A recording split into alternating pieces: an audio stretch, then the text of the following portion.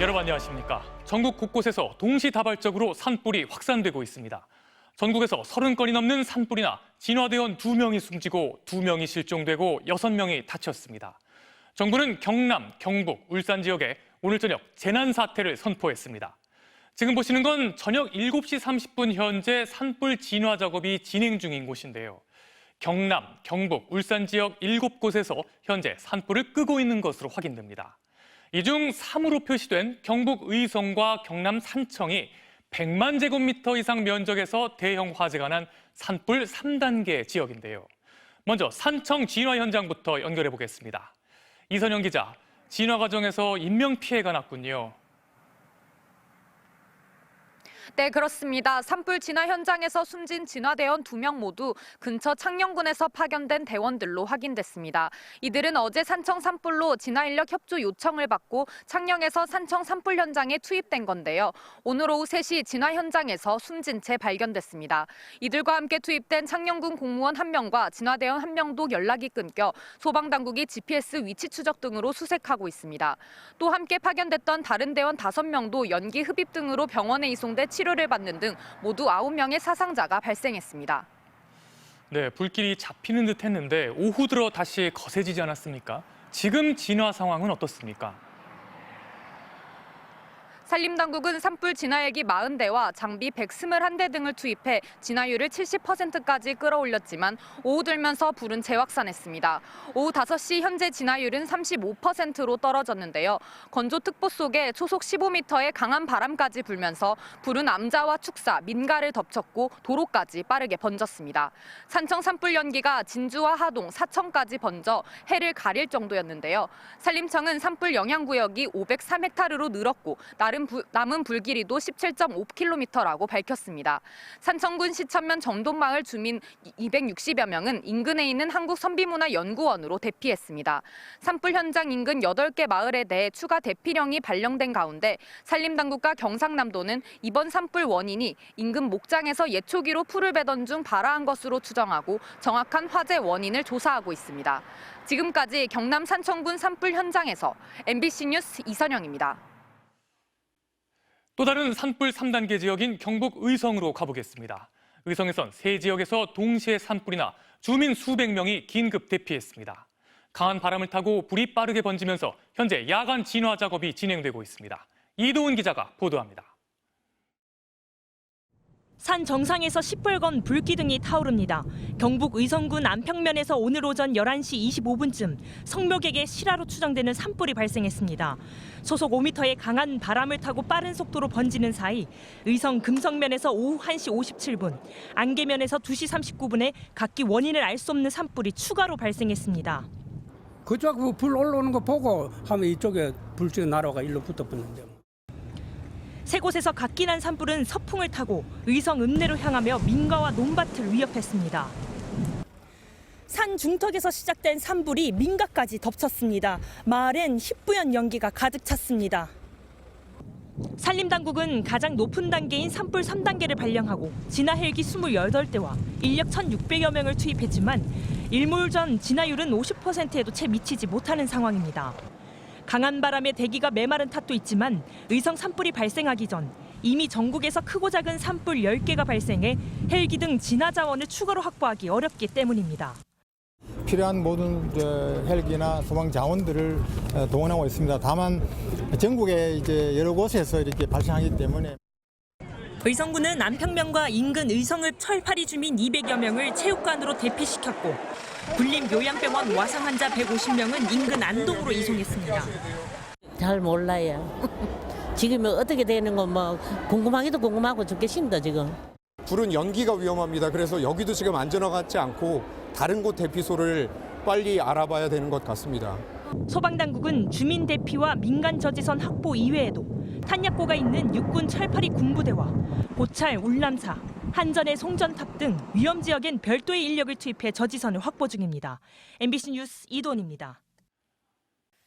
윤석열 대통령 체포를 방해하고 비화폰 서버 기록 삭제를 지시한 혐의를 받는 김성훈 경호처 차장과 이광우 본부장에 대한 구속영장이 기각됐습니다. 재판부는 범죄 혐의에 다퉈볼 여지가 있고 증거인멸 우려도 적다고 설명했는데요. 구속 취소로 풀려난 윤 대통령은 최측근인 김성훈 차장의 밀착 경호를 계속 받게 됐습니다. 윤수환 기자입니다.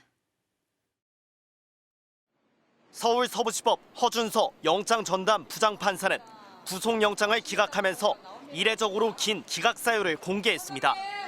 먼저 범죄 혐의에 대해 다투어 볼 여지가 있다며 지금 단계에서의 구속은 피의자의 방어권을 지나치게 제한하는 것이라고도 판단했습니다. 재판부의 현명한 판단에 감사드리고 향후 어떤 사법 절차도 충실히 따르겠습니다. 버스와 기갑 차량까지 동원해 윤석열 대통령에 대한 체포영장 집행을 가로막고 공수처 수사관들과 몸싸움을 벌이는 장면까지 생중계됐지만 혐의에 대한 검경의 소명이 부족하다고 본 겁니다.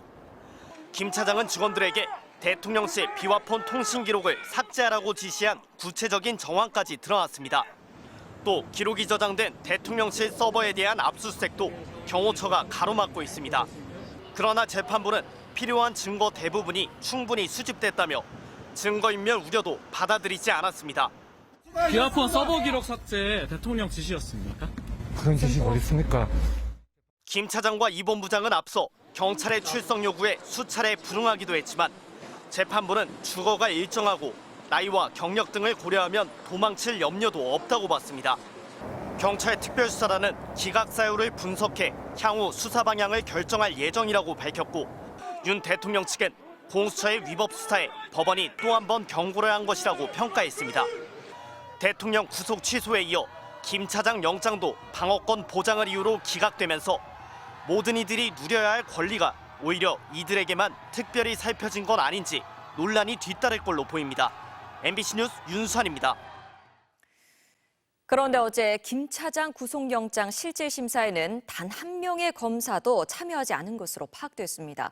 경찰 수사 중요 사건에 참석해왔던 전례와 비교했을 때 일부러 안 간 건 아니냐는 비판이 나오고 있습니다. 검찰이 비화폰 서버 수사를 방해하려는 것이 아니냐는 의혹으로 번지고 있습니다. 이어서 조희원 기자입니다. 지난해 5월 가수 김호중의 음주 뺑소니 사건. 경찰의 신청으로 구속영장을 청구한 검사는 영장 심사에 출석해 구속 필요성을 소명했습니다. 구속심사에서는 피의자와 변호인 외에 검사만 발언할 수 있습니다. 경찰 수사 사건이라도 주목도가 높은 경우 검사가 참여해온 이유입니다. 그런데 김성훈 대통령 경호처 차장의 영장 심사에는 단 한 명의 검사도 모습을 드러내지 않았습니다. 구속의 필요성에 대해 소명 내지 주장하는 사람은 없는 반면에 변호인 등이 구속의 불필요성만 주장하는 것이 되죠. 앞서 서울서부지검은 경찰의 영장을 3차례 반려한 뒤 서울고검 영장심의위가 경찰 손을 들어주자 마지못해 구속영장을 청구했습니다. 경호처 수사에 대한 검찰의 발목 잡기가 반복되면서 검찰이 경호처가 관리하는 비화폰 서버 수사를 막으려는 것 아니냐는 의혹은 재점화되고 있습니다. 비상계엄 이후 김용현 당시 국방장관은 민간인인 노상원 전 정보사령관에게 지급됐던 경호처 비화폰으로 이진동 대검차장과 통화한 뒤 12월 8일 검찰에 나갔습니다. 전화번호를 수소문한 사람은 심우정 검찰총장이었습니다. 비화폰 수사가 이뤄지면 윤 대통령과 내란 관여자들은 물론 검찰이 어떻게 관여했는지도 들여다볼 수 있는 겁니다. 제한적으로 하고 있다는 느낌을 지울 수가 없고 다른 어떤 사유가 작용한 것이 아닌가. 김 차장 신병 확보에 실패한 것과 별개로 경찰 수사는 이어질 전망입니다. 윤 대통령은 정당한 체포영장 집행을 방해한 특수 공무집행 방해의 공범으로 입건돼 있습니다. 앞서 윤 대통령 구속이 취소된 내란 사건과는 별개 사안이라는 점에서 윤 대통령 탄핵 결과에 따라 구속영장을 다시 신청할 가능성도 제기됩니다. MBC 뉴스 조희원입니다. 정치권의 장외 여론전도 계속됐습니다. 더불어민주당 이재명 대표는 호남을 찾아 윤 대통령이 복귀하면 나라가 망할 것이라며 헌재가 탄핵을 조속히 인용해달라고 호소했는데요. 국민의힘은 헌재 선고가 늦어질수록 시간은 우리의 편이고 윤 대통령 복귀는 더 이상 희망사항이 아니라고 주장했습니다. 신수아 기자입니다. 전남 담양군수 재선거 지원 유세를 위해 아침 일찍부터 호남을 찾은 더불어민주당 이재명 대표. 탄핵이 기각돼 윤석열 대통령이 돌아온다면 대통령이 법적 요건과 절차를 지키지 않고 시도 때도 없이 계엄을 해도 된다는 얘기가 돼 나라가 망할 것이라며 탄핵이 하루속히 인용돼야 한다고 주장했습니다. 아무 때나 군대 동원해서 국회에 들어가서 국회의원들 끌어내려고 해도 된다. 무법천지가 되는 것입니다, 여러분. 나라가 망하는 것입니다. 민주당 의원들은 여의도 국회에서 광화문까지 윤 대통령 파면을 촉구하는 도보 행진을 계속했고 즉각 파면하라! 야 5당 지도부는 다시 광화문에 모여 헌재의 조속한 파면 결정을 촉구했습니다. 민주주의와의 근간이 흔들리는 지금 헌법재판소마저 침묵한다면 누가 이 나라의 정의를 지킵니까? 반면 국민의힘 지도부는 이번 주말에도 장외 집회와 거리를 두는 모습을 보였습니다. 하지만 개별 의원들은 헌재 앞과 광화문 등에 나와 탄핵 반대 여론전에 가세했는데 헌재 결정이 늦어지는 걸 보면 윤 대통령 각하, 기각은 희망이 아니라 현실이라며 계엄이 정당했다는 주장을 다시 꺼내들었습니다. 계엄 선포권은 대통령의 권한입니다. 절차적으로 문제가 있었다라고 하면 국회가 해제함으로써 이미 치유가 이루어진 것입니다. 특히 어젯밤 김성훈 경호처 차장 등의 구속영장이 법원에서 기각된 것과 관련해선 윤 대통령 체포가 불법 행위였다는 게 증명됐다며 공수처와 경찰을 싸잡아 비난하기도 했습니다. 지나치게 무리하고 또 불법적인 수사를 하고 있다라는 것에 대한 경종이라고 생각합니다. 여야는 내일도 기자회견과 1인 시위 등으로 여론전을 이어갈 예정입니다. 한덕수 국무총리 탄핵 심판 선고와 이재명 대표의 2심 선고 등이 예정된 다음 주엔 여야의 장외 여론전 수위가 최고조에 달할 전망입니다. MBC 뉴스 신수아입니다.